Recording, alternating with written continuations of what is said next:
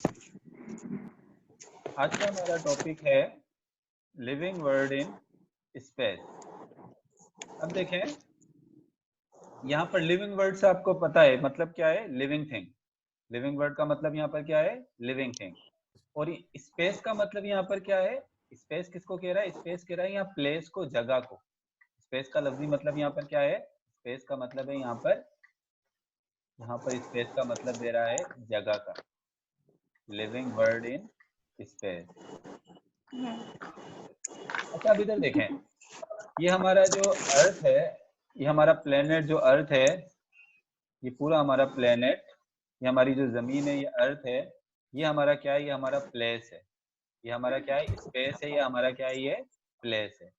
अब living word in space का मतलब क्या है कि इस प्लेस पर, इस अर्थ पर लिविंग ऑर्गेनिज्म किस तरीके से, किस किस फॉर्म में डिस्ट्रीब्यूटेड है, कहाँ कहाँ कौन सा लिविंग ऑर्गेनिज्म जो है वो डिस्ट्रीब्यूटेड है। इसको हम क्या कह रहे हैं, इसको हम कह रहे हैं लिविंग वर्ड इन स्पेस। तो देखें, लिविंग वर्ड इन स्पेस में सबसे पहला पॉइंट क्या है, life arose on earth, life arose on earth about 2.5 million year अगो।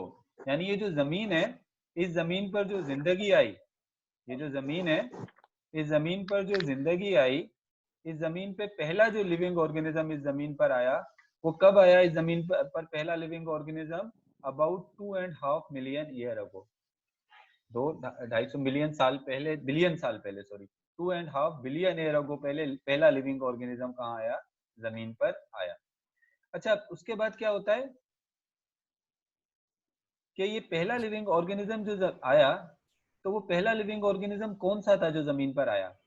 तो कहता है कि पहला लिविंग ऑर्गेनिज्म जो जमीन पर आया, इसको पोस्टुलेट किया जाता है कि पहला लिविंग ऑर्गेनिज्म जो जमीन पर आया वो क्या था, वो बेसिकली एक जो है वो यूनिसेलुलर ऑर्गेनिज्म था। It is postulated, it has been postulated, दूसरा पॉइंट क्या है इसको आपने, it has been postulated that first living form, it had been postulated that first living form were simple unicellular organism। लेकिन लिविंग वर्ड इन स्पेस आपकी book में जो topic लिखा हुआ है, इसमें एमसीक्यूज के हवाले से 2 पॉइंट इंपॉर्टेंट हैं। इस पूरे पैराग्राफ में एमसीक्यूज के हवाले से, एंट्री टेस्ट के हवाले से 2 पॉइंट इंपॉर्टेंट हैं। पहला पॉइंट आपने क्या याद रखना है कि जमीन पर जिंदगी कब वजूद में आई, 2.5 मिलियन बिलियन ईयर अगो। और दूसरा पॉइंट आपने क्या याद रखना है, इट हैज बीन पोस्टुलेटेड, यानी ये ख्याल किया जाता है कि पहला लिविंग ऑर्गेनिज्म जो जमीन पर आया, पहला लिविंग ऑर्गेनिज्म जो जमीन पर आया था वो कैसा था, ये ख्याल किया जाता है कि पहला लिविंग ऑर्गेनिज्म जो जमीन पर आया वो सिंपल यूनिसेलुलर क्या था, ऑर्गेनिज्म था, सिंपल यूनिसेलुलर ऑर्गेनिज्म था। और कहा जाता है ये सिंपल यूनिसेलुलर ऑर्गेनिज्म कौन सा था, ये था बैक्टीरिया। हम कह सकते हैं कि पहला living organism simple unicellular organism था। और ये सिंपल यूनिसेलुलर ऑर्गेनिज्म कौन सा वाला था, ये था बैक्टीरिया। तो हम कह सकते हैं कि जमीन पर पहला लिविंग ऑर्गेनिज्म जो आया वो कौन सा था, वो था बैक्टीरिया। जमीन पर पहला लिविंग ऑर्गेनिज्म जो आया वो बैक्टीरिया था। ये एमसीक्यूज आपसे पूछा जा सकता है कि पहला लिविंग ऑर्गेनिज्म जो जमीन पर आया वो कौन था, तो आप बताएंगे पहला लिविंग ऑर्गेनिज्म जमीन पर आया तो वो था बैक्टीरिया। अब मिसाल के तौर पे आप देखें कि अगर मैं कहता हूं कि ये जमीन है और इस जमीन पर, ये जमीन पर जो है वो पहला लिविंग ऑर्गेनिज्म कौन सा आ गया, वो आ गया बैक्टीरिया। फिर क्या होता है कि जब बैक्टीरिया तो आ गया, लेकिन फिर क्या हुआ कि बैक्टीरिया के अंदर फिर क्या आई, बैक्टीरिया के जेनेटिक मटेरियल में फिर क्या आई, बैक्टीरिया के जेनेटिक मटेरियल में कुछ चेंज आया। बैक्टीरिया ने अपने जेनेटिक मटेरियल में क्या लेकर आया, कुछ तब्दीली लेकर आया। अब कैसे तब्दीली लेकर आया, बैक्टीरिया के जेनेटिक मटेरियल में कुछ चेंज आया। अब वो चेंज देखें क्या आया कि उसका, जब बैक्टीरिया ने रिप्रोड्यूस किया, तो सबसे पहले जब बैक्टीरिया था, तो बैक्टीरिया में जब मॉडिफिकेशन आई तो बैक्टीरिया से बन गए प्रोटिस्टास। बैक्टीरिया से कौन से ऑर्गेनिज्म डेवलप इवोल्व हो गए, प्रोटिस्टास। फिर प्रोटिस्टास से कौन कौन बने, प्रोटिस्टास से प्लांट भी बने, प्रोटिस्टास से एनिमल भी बने, और प्रोटिस्टास से ही क्या बने, प्रोटिस्टास से फंगस भी बने। तो उसके बाद ये दूसरा पॉइंट देखें, कहता है कि as a consequence of gradual modification, consequence का मतलब यहाँ पर क्या है, रिजल्ट, कंसिक्वेंस का मतलब क्या है, result. as a result of gradual modification in the genetic material of those living form, new type of living organism were evolved. कहता है वो जो किसके नतीजे में, ग्रेजुअल आहिस्ता आहिस्ता इनके जेनेटिक मटेरियल में तब्दीली आई, तमाम बैक्टीरिया के नहीं, कुछ बैक्टीरिया के जेनेटिक मटेरियल में तब्दीली आई, तो उससे क्या बन गए, उससे बन गए प्रोटिस्टास। फिर प्रोटिस्टास के जेनेटिक मटेरियल में तब्दीली आई, तो उससे कुछ प्लांट्स बन गए, कुछ एनिमल बन गए और कुछ क्या बन गए, फंगस बन गए। तो कहता है इस तरीके से जमीन पर मुख्तलिफ किस्म के लिविंग ऑर्गेनिज्म क्या हो गए, इवोल्व हो गए। यानी living world in space, space में ये जो मुख्तलिफ किस्म के लिविंग ऑर्गेनिज्म नजर आते हैं, इनका स्टार्ट कहाँ से हुआ था, इनका स्टार्ट हुआ था आज से 2.5 बिलियन ईयर अगो पहले, कि पहला एक कौन सा ऑर्गेनिज्म आया था, बैक्टीरिया आया था। फिर बैक्टीरिया के जेनेटिक मटेरियल में चेंज आया, उसके अंदर एवोल्यूशन आई, तो उससे प्रोटिस्टास बन गए, फिर प्रोटिस्टास से प्लांट बने, एनिमल बने और फंजाई बने। लेकिन मैंने आपको बताया इस पॉइंट, ये पॉइंट कोई एमसीक्यूज के हवाले से इतना इंपॉर्टेंट नहीं है, एमसीक्यूज के हवाले से तो ये 2 ही पॉइंट थे इस पूरे पैराग्राफ में। समझा देता हूं मैं फिर भी आपको आगे जो पॉइंट्स हैं। फिर कहता है majority of living organism majority of living organism are free living. कहता है ज्यादातर लिविंग ऑर्गेनिज्म जो है वो जमीन पर जो है वो क्या है, वो है फ्री लिविंग है। फ्री लिविंग का मतलब क्या होता है, जैसे आप देखें हम इंसान जो है, हम इंसान क्या है, हम इंसान है फ्री लिविंग। फ्री लिविंग का मतलब क्या होता है, हम किसी और ऑर्गेनिज्म के साथ अटैच होके तो नहीं रहते हैं ना, हम क्या है, हम फ्री लिविंग है। कैट जो है वो, बिल्लियां जो है वो भी क्या है, फ्री लिविंग है। डॉग जो है वो भी क्या है, वो फ्री लिविंग है। यानी मेजोरिटी ऑफ लिविंग ऑर्गेनिज्म जो है वो क्या है, वो फ्री लिविंग है, यानी आजाद रहते हैं। लेकिन कुछ ऑर्गेनिज्म ऐसे होते हैं जो एसोसिएशन बनाते हैं, यानी दूसरे ऑर्गेनिज्म के साथ क्या होकर रहते हैं, अटैच होकर रहते हैं। कुछ पैरासाइट होते हैं ना, वो अकेले नहीं रह सकते, किसी दूसरे ऑर्गेनिज्म के साथ अटैच होकर रहते हैं, तो उसको हम क्या बोलते हैं, वो क्या हम कहते हैं कि वो ऑर्गेनिज्म कुछ तो फ्री होते हैं और कुछ क्या बना लेते हैं, कुछ जो है वो बना लेते हैं एसोसिएशन। अब ये जो एसोसिएशन बन जाती है, इस एसोसिएशन को हम क्या कहते हैं, बेसिकली इन एसोसिएशंस को हम कहते हैं सिम्बायोसिस। इस एसोसिएशन को हम क्या कहते हैं, इस एसोसिएशन को हम कहते हैं सिम्बायोसिस। जब दो मुख्तलिफ लिविंग ऑर्गेनिज्म एक साथ रहते हैं तो उस एसोसिएशन को हम क्या कहते हैं, उसको हम कहते हैं सिम्बायोसिस। अब देखो सिम्बायोसिस क्या होती है, तो सिम्बायोसिस की डेफिनेशन क्या हो गई, दो ऑर्गेनिज्म एक साथ रहेंगे तो इसको हम कह रहे हैं सिम्बायोसिस। लेकिन क्या होता है, सिम्बायोसिस की डिफरेंट टाइप्स होती हैं। सिम्बायोसिस की जो डिफरेंट टाइप है, उन टाइप्स के अंदर क्या होता है, सिम्बायोसिस की टाइप्स के अंदर एक सिम्बायोसिस की टाइप होती है जिसको हम कहते हैं म्यूचुअलिज्म। म्यूचुअलिज्म में क्या होता है, दो ऑर्गेनिज्म एक साथ रहते हैं, दो ऑर्गेनिज्म एक साथ रहते हैं और दोनों एक दूसरे को क्या पहुंचाते हैं, फायदा पहुंचाते हैं। ऐसी एसोसिएशन को क्या कहते हैं, इसको हम कहते हैं म्यूचुअलिज्म। जैसे मिसाल के तौर पे मैं आपको म्यूचुअलिज्म की मिसाल दूं, तो म्यूचुअलिज्म की जो मिसाल है उसमें आ जाता है लाइकेन। लाइकिस में क्या होता है, एक फंगस और एल्गी दोनों मिलकर एक साथ रहती हैं। एल्गी फंगस को फूड देती है, एल्गी फंगस को जो है वो फूड देती है, और फंगस इसके बदले में एल्गी को क्या देती है, प्रोटेक्शन देती है, सनलाइट से और पानी की कमी से इसको बचाती है। अब देखो दो ऑर्गेनिज्म जब एक साथ रहते हैं और दोनों एक दूसरे को फायदा देते हैं, तो इसको हम क्या कहते हैं, इसको हम कहते हैं म्यूचुअलिज्म। मैंने दो पॉजिटिव साइन लगा बना दिए, तो इसका मतलब क्या हो गया कि दोनों एक दूसरे को क्या दे रहे हैं, दोनों एक दूसरे को फायदा दे रहे हैं। फिर कमेंशलिज्म क्या होता है, कमेंशलिज्म में दो ऑर्गेनिज्म एक साथ रहते हैं, एक फायदा दे रहा होता है और दूसरा ना फायदा दे रहा होता है ना नुकसान दे रहा होता है। जैसे प्लांट्स के ऊपर, प्लांट्स के स्टेम के ऊपर कुछ दूसरे प्लांट्स लगे हुए होते हैं। अब प्लांट के स्टेम ने तो इसको जगह दी हुई है इस प्लांट को लगने के लिए, लेकिन दूसरा वाला प्लांट ना इस प्लांट स्टेम को फायदा दे रहा है ना नुकसान दे रहा है। यानी एक स्टेम तो इसको फायदा दे रहा है कि इसको जगह दी हुई है प्लांट को ग्रो करने के लिए, लेकिन जो प्लांट है, प्लांट इसको कोई ना फायदा दे रहा है ना नुकसान दे रहा है। एक ऑर्गेनिज्म फायदा दे रहा है और दूसरा ना फायदा दे रहा है ना नुकसान दे रहा है। ऐसी एसोसिएशन को हम क्या कहते हैं, ऐसी एसोसिएशन को हम कहते हैं कमेंशलिज्म। और कमेंशलिज्म को सिंपल करने के लिए मैंने कैसे इसको शो कर दिया है, जीरो प्लस और जीरो, प्लस का मतलब फायदा और जीरो का मतलब ना फायदा ना नुकसान। फिर एक सिम्बायोटिक एसोसिएशन होती है जिसको हम कहते हैं पैरासाइटिज्म। पैरासाइटिज्म में क्या होता है कि एक ऑर्गेनिज्म तो फायदा दे रहा होता है, और दूसरा क्या दे रहा होता है, दूसरा उसको नुकसान दे रहा होता है। जैसे पैरासाइट होते हैं, पैरासाइट हमारी बॉडी में चले जाते हैं, हम तो उन्हें फायदा दे रहे होते हैं कि हमारी बॉडी से वो क्या ले रहे होते हैं, फूड ले रहे होते हैं, और इसके बदले में हमें क्या पहुंचा रहे होते हैं, इसके बदले में वो हमें नुकसान पहुंचा रहे होते हैं। तो लेकिन एमसीक्यूज के हवाले से लिविंग वर्ड इन स्पेस में मैंने आपको बताया हमने क्या पढ़ना है। इस पूरे पैराग्राफ में सिर्फ 2 पॉइंट याद कर लें एमसीक्यूज के हवाले से, एंटी टेस्ट के हवाले से, और कोई चीज याद करने की जरूरत नहीं है। एक ये याद कर लें कि जमीन पर जिंदगी कब वजूद, पहली जिंदगी जमीन पर कब आई, 2.5 बिलियन ईयर अगो पहले आई। और दूसरा पॉइंट ये याद कर लें कि जमीन पर जो पहला लिविंग ऑर्गेनिज्म आया था वो क्या था, सिंपल यूनिसेलुलर ऑर्गेनिज्म था। और सबसे सिंपल यूनिसेलुलर ऑर्गेनिज्म दुनिया में कौन सा है, बैक्टीरिया। इसके अलावा आपको कुछ याद करने की जरूरत नहीं है, मैं आपको बता रहा हूँ कुछ भी नहीं आएगा, आपने ये 2 पॉइंट इसमें से देख लेने, हो जाएंगे ये याद। आगे चलें। Yes sir. आगे चलते हैं। अब एक और बात कह रहा है, living word in time. Space की बात की थी ना, स्पेस का मतलब तो क्या था कि जमीन पर लिविंग ऑर्गेनिज्म किस किस फॉर्म में मौजूद हैं, फ्री लिविंग भी हैं, पैरासाइट भी हैं, कमेंशलिज्म भी है और म्यूचुअलिज्म भी है।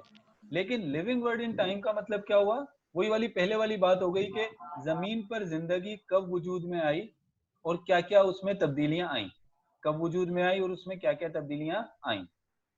अब जैसे कहता है it has been previously told, पहले ही बताया जा चुका है कि first living form were simple unicellular organism.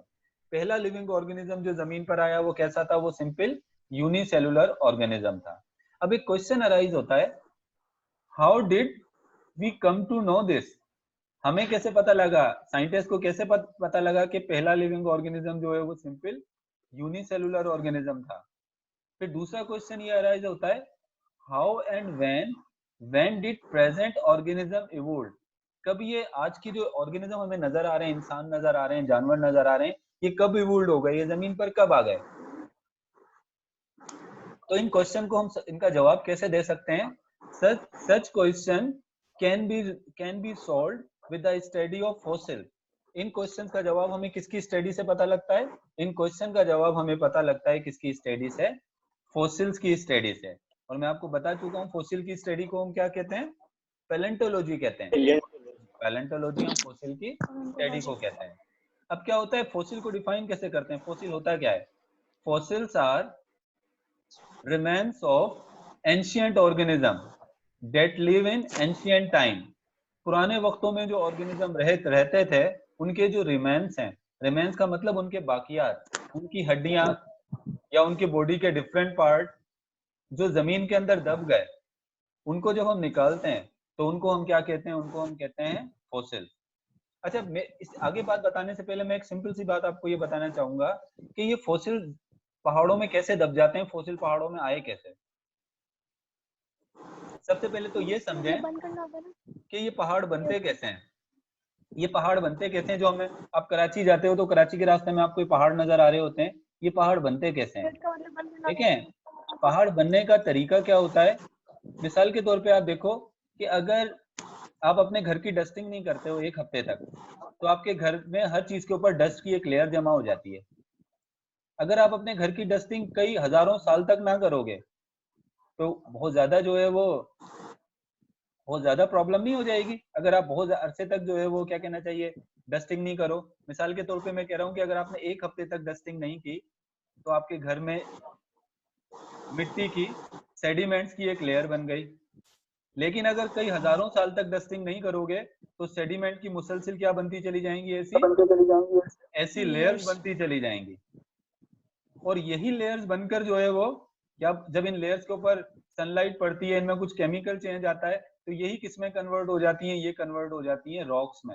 ये किसमें कन्वर्ट हो जाती हैं, रॉक्स के अंदर। और इसी तरीके से रॉक्स बनती हैं। समंदरों के अंदर जो मिट्टी जमा हो रही होती है, दरियाओं के अंदर जो मिट्टी जमा हो रही होती है, आहिस्ता आहिस्ता जमा होती रहती है मिट्टी। जब समंदर और दरिया अपना रुख चेंज करते हैं तो ये मिट्टी के जो ढेर होते हैं, इन पर क्या होता है, इन पर जब सनलाइट पड़ती है तो ये किसमें कन्वर्ट हो जाते हैं, ये कन्वर्ट हो जाते हैं किसमें, रॉक्स में। अब आप ये बताओ, ये सब इसमें सबसे पुरानी रॉक्स की लेयर कौन सी होगी, सबसे नीचे वाली ना, सबसे पुरानी रॉक्स की लेयर कौन सी होगी, ये। और सबसे नई रॉक्स की लेयर कौन सी होगी, ये होगी। तो अब क्या होता है कि इसका मतलब ये है कि इस रॉक्स की लेयर से जो फॉसिल्स मिलेंगे वो सबसे पुराने होंगे, और इस रॉक्स की लेयर से जो फॉसिल मिलेंगे वो क्या होंगे, वो नए होंगे। तो अब क्या होता है कि जब हम पुराने पहाड़ देखते हैं आज से मिलियन साल पहले के पहाड़, या एक जो लेयर है, मिसाल के तौर पे ये जो नीचे एक लेयर है, इस लेयर को मैं कहता हूं कि आज से 2.5 बिलियन ईयर अगो पहले ये लेयर बनी थी। इस पहाड़ की सबसे नीचे वाली लेयर कब बनी थी? 2.5 बिलियन ईयर अगो पहले। तो इस लेयर के अंदर से जो हमें फॉसिल मिल रहे हैं वो सिर्फ बैक्टीरिया के मिल रहे हैं, और किसी ऑर्गेनिज्म के फॉसिल नहीं मिल रहे, सिर्फ किसके मिल रहे हैं? बैक्टीरिया के। तो इसका मतलब आज से 2.5 बिलियन ईयर अगो पहले जमीन पर पहला लिविंग ऑर्गेनिज्म जो आया था वो कौन सा आया था? वो आया था बैक्टीरिया। फिर इसके बाद जो ऊपर जो लेयर है, इनमें हमें किसके फॉसिल मिल रहे हैं? इनमें प्रोटिस्टास के फॉसिल मिल रहे हैं। प्रोटिस्टास का मतलब अमेबा के, बैक्टीरिया, अमेबा के, यूग्लिना के, एल्गी के फॉसिल किससे मिल रहे हैं? ऊपर वाली लेयर में। इसका मतलब बैक्टीरिया के बाद कौन इवोल्व हुए? प्रोटिस्टास। फिर इससे ऊपर वाली लेयर में हमें किसके फॉसिल्स मिल रहे हैं? ऊपर वाली लेयर में प्लांट, एनिमल और फंजाई के। तो इसका मतलब प्लांट और एनिमल और फंजाई कब इवोल्व हुए? सबसे आखिर के अंदर। तो इस तरीके से हमें पता लगता है कि कौन सा लिविंग ऑर्गेनिज्म जमीन पर कब आया। मतलब देखो, जो पुरानी रॉक्स हैं उनसे जो फॉसिल मिल रहे हैं, इसका मतलब वो जमीन पर पहले आए। ये जो उसके बाद वाली रॉक्स में जो फॉसिल मिल रहे हैं, इसका मतलब ये ऑर्गेनिज्म जमीन पर बैक्टीरिया के बाद आए। फिर अभी जो नई रॉक्स मिली हैं उनमें जो फॉसिल मिल रहे हैं, इसका मतलब ये ऑर्गेनिज्म सबसे कब आए? सबसे आखिर में आए। तो देखें, अब हम ये कह रहे हैं कि हमें कैसे पता लगा कि सबसे पहला लिविंग ऑर्गेनिज्म बैक्टीरिया आया था। ये मैंने भी आपको बताया, हमें फॉसिल की स्टडी से पता लगता है। और फॉसिल की स्टडी से भी कैसे पता लगता है? हम रॉक्स की पहले तो स्टडी करते हैं कि वो रॉक कितनी पुरानी है। रॉक्स कितनी पुरानी होगी, उसी के लिहाज से पता लगता है कि ये जो है वो फॉसिल कितना पुराना है। अब मिसाल के तौर पे देखो, तो ये कहता हूं कि ये जो फॉसिल है, यहां से मैंने एक फॉसिल निकाला। मैं इस फॉसिल को कह रहा हूं कि ये फॉसिल 70,000 साल पुराना है। ये फॉसिल मैं कह रहा हूं कितने हजार साल पुराना है? 70,000 साल पुराना। तो मुझे कैसे पता लगा कि ये फॉसिल 70,000 साल पुराना है? तो क्या होता है, कुछ टेक्निक्स होती हैं जिन टेक्निक्स के जरिए हमें पता लगता है कि कौन सा फॉसिल जो है वो कितने साल पुराना है। एक तो टेक्निक होती है जिसको हम कहते हैं हाफ कार्बन लाइफ, जिससे हमें फॉसिल की उम्र का पता लगता है। हाफ कार्बन लाइफ देखो क्या होती है। हाफ कार्बन लाइफ हम कहते हैं, मिसाल के तौर पे कोई भी एक फॉसिल जब बनता है या कोई भी ऑर्गेनिज्म बनता है, मैं आपको सिंपल मिसाल देके समझा रहा हूँ कि उसमें फॉर एग्जांपल 100% कार्बन है। कितने परसेंट कार्बन है? 100% कार्बन है। अगर 1% कार्बन 10,000 साल में निकलता है और इसमें कितने परसेंट कार्बन हमें मिले? 99% कार्बन मिले, तो हम समझ जाएंगे कि इसकी उम्र कितनी पुरानी है? ये फॉसिल 10,000 साल पुराना है। अगर हम इसमें कार्बन कितना मिल रहा है? 98%, तो हम समझ जाएंगे कि ये फॉसिल कितना पुराना है? ये फॉसिल जो है वो 20,000 साल पुराना है। तो ऐसे हम कार्बन डेटा ले लेकर पता करते हैं कि फॉसिल कितना पुराना है। लेकिन हाफ कार्बन लाइफ तो आपको सिर्फ कितने साल पुराना फॉसिल बता सकती है? 70,000 साल तक पुराना बता सकती है फॉसिल। लेकिन क्या होता है, इसके अलावा जब बिल्कुल कार्बन खत्म हो जाता है तो फिर हम किस चीज के जरिए देखेंगे? जब कार्बन खत्म हो जाता है तो हम रेडियो एक्टिव आइसोटोप्स देखते हैं। और रेडियो एक्टिव आइसोटोप जो होते हैं वो और भी ज्यादा उनकी स्टेबल लाइफ होती है। मतलब अगर कोई रेडियो एक्टिव आइसोटोप मौजूद है तो 1% radio active isotope 1 million air में निकलता है। कितने एयर में निकलता है? 1 मिलियन एयर में निकलता है। तो इसका मतलब इस ऑर्गेनिज्म की जो एज है वो कितनी पुरानी है? 1 मिलियन ईयर अगो पुराना है ये। और 2% निकल रहा है तो 2 मिलियन ईयर अगो पुराना है। ये वैसे आपको इतना डिटेल में याद करने की जरूरत नहीं है, मैं सिर्फ आपको समझाने की बात कर रहा था। तो इसमें अगर आप देखें, इस पूरे टॉपिक में लिविंग वर्ड इन टाइम में, यहाँ पर इस पूरे टॉपिक में आपने याद क्या करना है? आपने सिर्फ ये याद रखना है कि हमें जो है वो पुराने ऑर्गेनिज्म के बारे में जो पता लगता है वो किससे पता लगता है? वो पता लगता है किसकी स्टडी से? हमें पता लगता है सिर्फ फॉसिल की स्टडी से। वैसे आपकी बुक में नहीं है, लेकिन फिर भी याद कर लें कि वो कौन सी टेक्निक है जिनके जरिए हमें फॉसिल की एज का पता लगता है। तो 2 टेक्निक मैंने यहाँ पर लिख दी है, एक हाफ कार्बन लाइफ, एक तो हम कार्बन देखते हैं उसकी, और दूसरा हम क्या देखते हैं? रेडियो एक्टिव आइसोटोप देखते हैं। रेडियो एक्टिव आइसोटोप को देखने को हम क्या कहते हैं? इसको हम कहते हैं रेडियोमेट्रिक डेटिंग। कोई क्वेश्चन हो तो स्टूडेंट करें अभी, फिर आगे चलेंगे। कोई क्वेश्चन हो तो करें। Excuse me sir. अशफाक आप पूछो। सर ये फॉसिल डिकम्पोज क्यों नहीं होते? देखो, बहुत सारे फॉसिल्स ऐसे होते हैं जो डिकम्पोज हो जाते हैं, लेकिन वो फॉसिल डिकम्पोज नहीं होते जो हार्ड मटेरियल पे बने हुए होते हैं।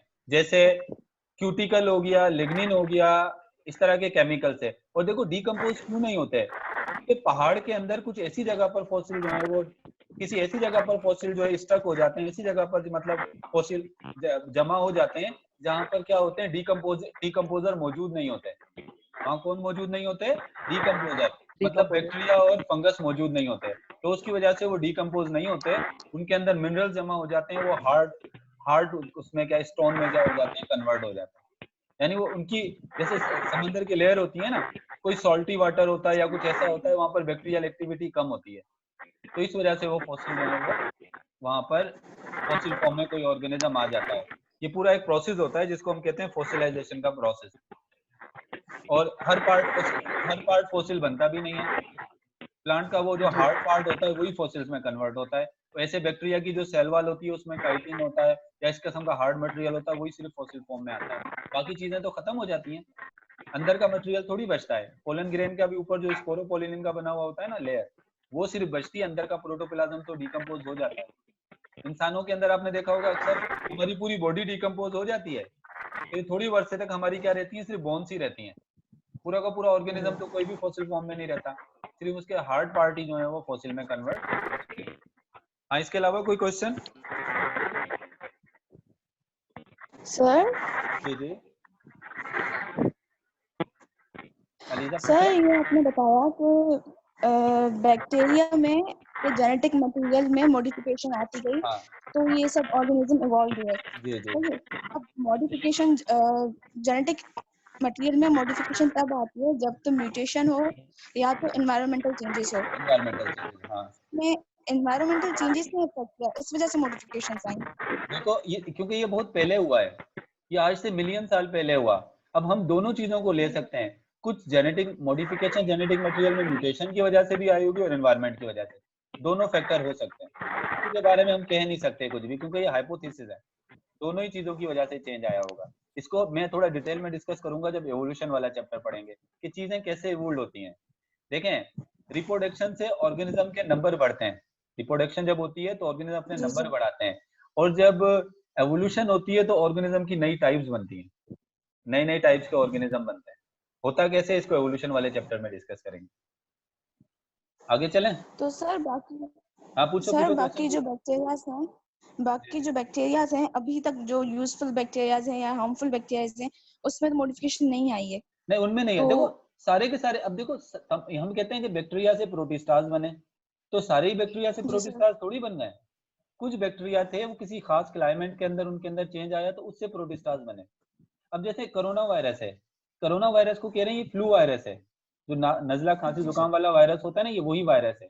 लेकिन क्या हुआ, उस वायरस के जेनेटिक मटेरियल में चेंज आ गया, म्यूटेशन आ गई कह रहे हैं, उसकी वजह से उसने अपने आप को चेंज कर लिया। तो अब क्या हुआ है कि सारे के सारे फ्लू वायरस तो चेंज नहीं हुए ना, ये कुछ मखसूस फ्लू वायरस थे जो क्या हो गए, वो चेंज हो गए, तो उसकी वजह से वो किस में कन्वर्ट हो गए, कोरोना में कन्वर्ट हो गए। तो इसका मतलब एक नया ऑर्गेनिज्म दुनिया में आ गया ना, वायरस की एक नई स्पीशीज जो है वो क्या हो गई है, ये ओल्ड हो गई है।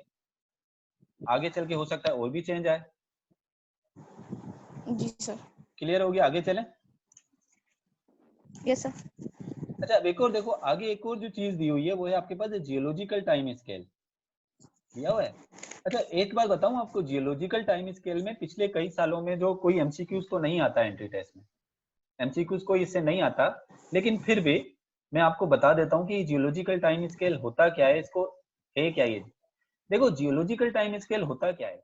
अब क्या होता है, जब से जमीन बनी है ना, ये जमीन हमारी जब से बनी है उस वक्त से लेके आज तक इस जमीन में मुसलसिल तब्दीलियां आ रही हैं। मुसलसिल क्या आ रही हैं, तब्दीलियां आ रही हैं। तो जमीन में जैसे जैसे तब्दीली आती है तो जमीन को क्या किया गया है, जमीन को मुख्तलिफ एराज के अंदर मुख्तलिफ एदवार में क्या किया हुआ है, डिवाइड किया गया है। जमीन पर जब पहली पहली जिंदगी वजूद में आई थी, आज से 100 मिलियन 1000 मिलियन ईयर अगो पहले जब जमीन पर जिंदगी वजूद में आई थी, तो वो जमीन पर जो एरा था, जमीन का जो दौर था, उस दौर को क्या कहते थे, उस दौर को हम कह रहे हैं प्रोटीरोजोइक एरा। उसको क्या कहते हैं, प्रोटीरोजोइक एरा। आज से 1000 मिलियन एरा को पहले जो जमीन पर कौन सा एरा था, प्रोटीरोजोइक एरा, जब लिविंग ऑर्गेनिज्म जमीन पर आना शुरू हुए थे, जब बैक्टीरिया जमीन पर बने थे या छोटे छोटे सिंपल ऑर्गेनिज्म बने थे। फिर प्रोटीरोजोइक एरा के बाद जब जमीन पर जिंदगी थोड़ी और ज्यादा लिविंग ऑर्गेनिज्म आना शुरू हो गए, तो 600 से लेके 270 मिलियन साल तक जमीन पर कौन सा एरा चला? Paleozoic era. फिर कौन सा एरा था? दूसरा एरा शुरू हो गया, पेलियोजोइक एरा। फिर जमीन में मजीद तब्दीली आई तो फिर जमीन पर कौन सा एरा शुरू हो गया? Mesozoic era. और उसके बाद फिर क्या हुआ? फिर मजीद तब्दीली आई तो जमीन पर कौन सा एरा शुरू हो गया? Cenozoic era. और ये कौन सा एरा है? 70 मिलियन ईयर अगो पहले ये एरा शुरू हुआ था, सीनोजोइक एरा। और आज तक कौन सा एरा चल रहा है? सीनोजोइक एरा चल रहा है। अगर आपसे पूछा जाए एमसीक्यूज में कि इस वक्त जमीन पर कौन सा एरा चल रहा है, अभी हम किस एरा में इस वक्त बैठे हुए हैं जमीन पर, तो कौन सा एरा है? वो है सीनोजोइक एरा। और अगर पूछा जाए सबसे पहला एरा कौन सा था, तो सबसे पहला एरा कौन सा था? वो था प्रोटीरोजोइक एरा। तो देखो, सबसे पहले तो हमने क्या किया, हमने जमीन को जो है वो जमीन की जिंदगी को या जमीन की जो जिंदगी है उसको किसमें डिवाइड किया? हमने एराज में डिवाइड किया। जैसे हमारा कैलेंडर होता है ना, कैलेंडर में साल होते हैं, साल के बाद महीने होते हैं, महीनों के बाद हफ्ते होते हैं, और हफ्तों के बाद क्या होते हैं? दिन होते हैं। तो इसी तरीके से जमीन का जो कैलेंडर है, geological time scale, geological time scale में सबसे पहले क्या है? ये एराज है, सही है। फिर एराज को फर्दर डिवाइड किया गया है किसके अंदर? पीरियड में। देखो, प्रोटीरोजोइक एरा में कोई खास तब्दीली नहीं आई थी, एक जैसी जमीन की इन्वायरमेंट थी, तो इसके हमने कोई पीरियड नहीं बनाया। लेकिन पेलियोजोइक एरा में जमीन पर बहुत ज्यादा चेंज आया था, तो इस वजह से पेलियोजोइक एरा को किसमें डिवाइड कर दिया गया? पीरियड के अंदर। और पेलियोजोइक एरा के जो पीरियड हैं, उन पीरियड के अंदर जो है वो कौन कौन से पीरियड आ जाते हैं? पेलियोजोइक एरा के पीरियड में आ जाते हैं कैम्ब्रियन। सबसे पहला पीरियड कौन सा है? कैम्ब्रियन है। कैम्ब्रियन के बाद है ऑर्डोविसियन, उसके बाद है सिलोरियन, उसके बाद है डिवोनियन, और डिवोनियन के बाद है कार्बोनिफेरस पीरियड, और उसके बाद है परमियम। अच्छा, अब इन पीरियड की जो एज लिखी हुई है, मिलियन, कितने मिलियन ईयर को पहले कौन सा पीरियड था, इसको आपको याद करने की जरूरत नहीं है। ईवीड के मैं आपको ये बता रहा हूँ कि इनको भी याद करने की जरूरत नहीं है, कौन कितने मिलियन ईयर को पुराना है। हाँ, ये जो बात आपको बता रहा हूँ, याद रखने वाली बात कौन सी है कि इस वक्त जमीन पर कौन सा एरा चल रहा है? सीनोजोइक एरा चल रहा है। सीनोजोइक एरा से पहले कौन सा एरा था? Mesozoic era. मीसोजोइक एरा से पहले कौन सा एरा था? Paleozoic era. और उससे पहले कौन सा था? Proterozoic era. एक तो आपने इनकी सीक्वेंस याद रखनी है, नंबर 1 पर ये है, नंबर 2 पर ये है, नंबर 3 पर ये है, नंबर 4 पर क्या है? ये है। सही है, सीक्वेंस याद कर लेंगे। फिर क्या है? इन एरा को डिवाइड किया है किसमें? पीरियड में। अब इसका तो कोई पीरियड है नहीं, प्रोटीरोजोइक एरा का तो कोई पीरियड नहीं है।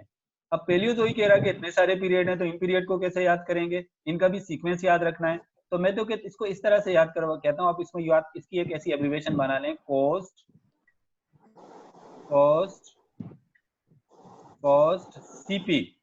क्या हो गया? Cost CP. इससे आपको याद होगा ये कैम्ब्रियन, ये ऑर्डोविसियन, ये सिलोरियन, ये डिवोनियन, ये कार्बोनिफेरस, और ये परमियम।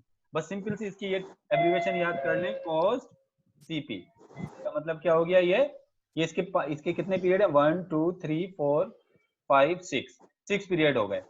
6 पीरियड की बस ये सीक्वेंस याद रख लेनी है, और इसमें कुछ और याद करने की जरूरत नहीं है। फिर आ जाता है मीसोजोइक एरा। मीसोजोइक एरा को कितने पीरियड में डिवाइड किया है? मीसोजोइक एरा को डिवाइड कर दिया है हमने कितने पीरियड के अंदर? इसको 3 पीरियड में डिवाइड किया है, एक ट्रायजिक, एक जरासिक, और तीसरा कौन सा हो गया? क्रिटेशियस। इसके 3 पीरियड हो गए। और सीनोजोइक एरा के सिर्फ 2 ही पीरियड हैं, एक टर्शरी और एक कौन सा है? एक है क्वाटरनरी। ये इसके 2 पीरियड हो गए। अब देखिए, इनके पीरियड के सिर्फ आपने ये याद रखना है कि कौन, अब इस वक्त जमीन पर कौन सा पीरियड एरा, तो इस वक्त जमीन पर चल रहा है सीनोजोइक एरा। लेकिन अगर आपसे पूछा इस वक्त जमीन पे पीरियड कौन सा चल रहा है, पीरियड चल रहा है क्वाटरनरी पीरियड। अगर पूछा जाए सीनोजोइक एरा के कौन से पीरियड में इस वक्त हम बैठे हैं, तो हम बैठे हैं क्वाटरनरी पीरियड में। अच्छा, उसके बाद फिर एक और चीज देखो, ये आपको याद करने की तो जरूरत नहीं है, लेकिन आपकी बुक में कुछ इस तरह की ये बॉक्स भी बने हुए, जियोलॉजिकल टाइम पीरियड के साथ इस तरह के बॉक्स बने हुए, ऐसे बने हुए ना बॉक्स, यूं ऐसे बॉक्स बने हुए। इन बॉक्स का मतलब क्या है? और इसमें बॉक्स के अंदर लिखा हुआ है मिसाल के तौर पे जेमनोस्पर्म। क्या लिखा हुआ है इसमें? जेमनोस्पर्म। इस बॉक्स का मतलब ये है कि जहां से ये बॉक्स स्टार्ट हो रहा है, तो इसका मतलब ही जहां पे ये बॉक्स का एंड हो रहा है, इसका मतलब उस जगह पर देखें कौन सा पीरियड है, तो इसका मतलब इस पीरियड में जेमनोस्पर्म जमीन पर आए। और जहां पर ये बोल्ड हो गया, ब्रॉड हो गया, फैल रहा है, इसका मतलब यहाँ पर जिम्नोस्पर्म जमीन पर डोमिनेंट हो गए। आप देखेंगे ये जो बोल्ड हो रहा है वो मेसोजोइक एरा में हो रहा है आपकी बुक में। जिम्नोस्पर्म जो बोल्ड हो रहे हैं ऐसे फैल रहा है, वो किसमें हो रहा है? मेसोजोइक एरा में। तो इसका मतलब जिम्नोस्पर्म कौन से वाले एरा में डोमिनेंट है? ये एमसीक्यू के हवाले से भी इंपॉर्टेंट पॉइंट है, ये आपने याद रखना है कि मेसोजोइक एरा में कौन से प्लांट्स डोमिनेंट है? जिम्नोस्पर्म। और मेसोजोइक एरा में कौन से एनिमल डोमिनेंट है? रेप्टाइल। डायनासोर्स अगर आपसे पूछा जाए डायनासोर्स कौन से पीरियड एरा में थे? मेसोजोइक एरा में। और अगर ये पूछा जाए कि डायनासोर्स कौन से पीरियड में थे, तो आप कहेंगे जरासिक पीरियड में। जरासिक पार्क मूवी बनाई है ना डायनासोर्स के ऊपर, जरासिक पार्क, वो इसी के नाम पे बनाई है। जिस पीरियड में डायनासोर जमीन पर थे वो कौन सा पीरियड था? वो था जरासिक पीरियड। तो अब आप देखें, मैंने आपको बताया इनका देखने की जरूरत नहीं है कि पैलियोजोइक में कौन से ऑर्गेनिज्म आए, लेकिन ये चीज थोड़ी सी इंपॉर्टेंट है जो मैं आपको बता रहा हूँ, पॉइंट आपने ये याद रखने हैं कि मेसोजोइक, आपसे पूछा जा सकता है कि जिम्नोस्पर्म कौन से एरा में डोमिनेंट है, तो आप कहेंगे ये मेसोजोइक एरा में डोमिनेंट है। अगर आपसे पूछा जाए कौन से एनिमल मेसोजोइक एरा में, एनिमल कौन से डोमिनेंट है, तो आप बताएंगे रेप्टाइल। और रेप्टाइल में भी कौन से वाले? डायनासोर। अच्छा, उसके बाद फिर आप देखोगे जो एंजियोस्पर्म है, एंजियोस्पर्म कौन से वाले एरा के अंदर डोमिनेंट है? सीनोजोइक में। एंजियोस्पर्म का जो फ्लावरिंग प्लांट्स का जो बॉक्स जो बोल्ड हो रहा है वो किसमें बोल्ड हो रहा है? वो बोल्ड हो रहा है आप देखेंगे किसमें? सीनोजोइक एरा में। अगर आपसे पूछा जाए कौन से प्लांट जो है वो सीनोजोइक एरा में डोमिनेंट हुए, तो वो कौन से प्लांट डोमिनेंट हुए? एंजियोस्पर्म। एनिमल कौन से सीनोजोइक एरा में डोमिनेंट हुए? एक बर्ड्स और एक मैमल। स्टूडेंट मेरी आवाज आ रही है? हेलो। Yes sir. हाँ, तो एनिमल्स कौन से इवॉल्व हुए? एनिमल्स हुए सीनोजोइक एरा के अंदर इवॉल्व। अब देखिए जियोलॉजिकल टाइम पीरियड को मैंने आपको बताता हूँ कि एमसीक्यूज के हवाले से आपने कैसे याद रखना है। सबसे पहले तो आपने क्या काम करना है? एरास की सीक्वेंस याद रखनी है। फिर मैं जब आपको एमसीक्यूज दूंगा तो उससे और ज्यादा आपको क्लियर हो जाएगा कैसे आपने याद करना था। पहला प्रोटीरोजोइक एरा, दूसरा पैलियोजोइक एरा, तीसरा मीजोजोइक और चौथा क्या है? Cenozoic era. फिर दूसरी चीज क्या याद रखनी है? इनके याद कर लेने कि इसके पीरियड, सबसे ज्यादा पीरियड किसके हैं? पैलियोजोइक एरा के पीरियड हैं। और उसको आपने ऐसे याद रखना है, कोस सीपी, कैम्ब्रियन, ऑर्डोवेसियन, सिलेरियन, डिवोनियन। भले नाम याद नहीं हो रहे तो बस ऐसे याद कर लें, कोस सीपी। फिर इसके 3 पीरियड हो गए, ट्राइसिक, जरासिक और क्रिटेशियस। और इसके 2 पीरियड याद कर लें, टर्शियरी और क्वाटरनरी। फिर इसके अलावा क्या याद रखना है कि जिम्नोस्पर्म प्लांट कौन से पीरियड में, कौन से एरा में डोमिनेंट थे? मेसोजोइक एरा में। रेप्टाइल कौन से एरा में डोमिनेंट है? मेसोजोइक एरा में। एंजियोस्पर्म प्लांट किसमें जो है वो डोमिनेंट हुए? सीनोजोइक एरा में। बर्ड्स कब डोमिनेंट हुए? सीनोजोइक एरा में। मैमल्स कब डोमिनेंट हुए? सीनोजोइक एरा में। इसका मतलब हम इंसान भी जो है वो मैमल्स हैं। अगर पूछा जाए कि इंसान कौन से एरा में जमीन पर आए, तो इंसान भी किस एरा में जमीन पर आए? सीनोजोइक एरा में जमीन पर आए। स्टूडेंट इस जियोलॉजिकल टाइम स्केल से क्वेश्चन करें। जियोलॉजिकल टाइम स्केल से कोई क्वेश्चन हो तो करें।